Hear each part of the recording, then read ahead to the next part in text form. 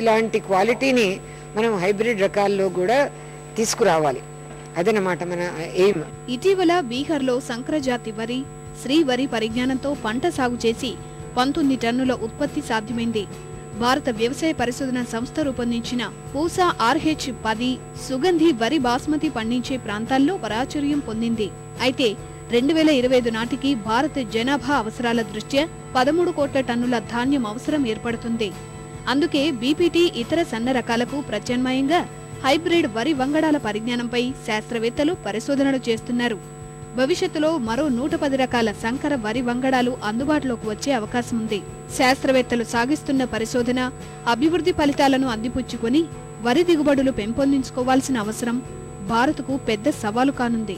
రైతులకి hybrid varieties ఏదైతే pest resistance కోసం hybrid high varieties, high production, pest resistance, మరి దీని మీద రీసెర్చ్ ఎక్కువ చేయాలనేటువంటిది సింపోజియం యొక్క ముఖ్య ఉద్దేశం.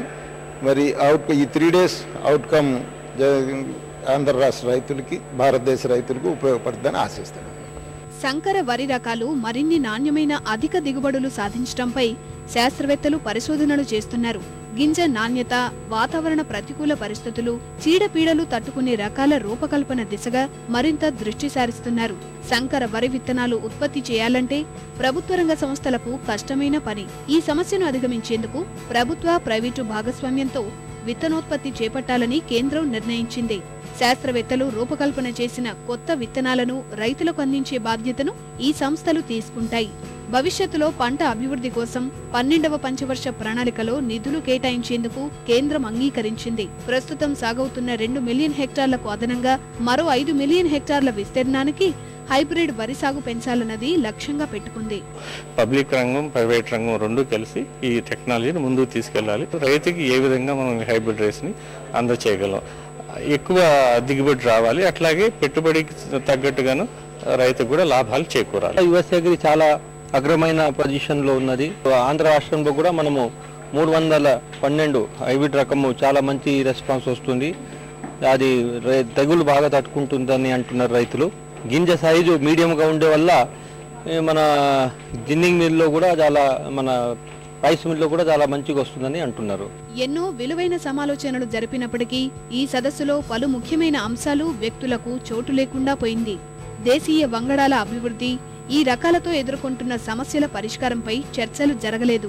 మారుతున్న వాతావరణ పరిస్థితులకు అనుగుణంగా దేశీయంగా వరి రకాలను రూపొందించుకోవడంపై దృష్టి సారించలేదు.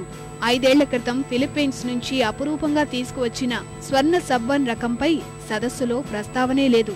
స్వర్ణను రాష్ట్రం నుంచి ఫిలిప్పీన్స్ కు తీసుకువెళ్లి సబ్-1 రకంతో మిళితం చేశారు. ప్రపంచంలో అన్నపూర్ణగా ఖ్యాతిగాంచిన రాష్ట్రం దేశంలోని పలు రాష్ట్రాల్లో సాగులో ఉన్న వరి రకాలపై కాకుండా హైబ్రిడ్ జీఎం వరి విత్తనాలపైనే సదస్సు జరిగిందనే విమర్శలున్నాయి. బియ్యాన్ని విదేశాలకు, ఇతర అవసరాలకు వినియోగించుకుంటున్నాయి. భారత్లో వంటకే ఉపయోగిస్తుండడం వల్ల హైబ్రిడ్ రకం ఇందుకు పనికిరాదనే వాదనలు వినిపిస్తున్నాయి. దేశీయ వరి రకంతోనే 115 క్వింటాళ్ల దిగుబడి సాధించిన రాష్ట్రానికి చెందిన నాగరత్నం నాయుడుకి ఆహ్వానమే లేదు. ఈ రైతు పొలాన్ని 2004లో నాటి ముఖ్యమంత్రి వైఎస్ రాజశేఖర రెడ్డి స్వయంగా సందర్శించారు. నాగరత్నం నాయుడుకు ఆదర్శ వరి రైతుగా 90 జాతీయ, అంతర్జాతీయ అవార్డులు కూడా వచ్చాయి. ఈ సదస్సులో భాగస్వామిగా ఉన్న హైదరాబాద్ లోని జాతీయ వరి పరిశోధన సంస్థ కూడా నాగరత్నం నాయుడుకు అవార్డు ఇచ్చింది. అయినప్పటికీ ఆయనను ఆహ్వానించలేదు.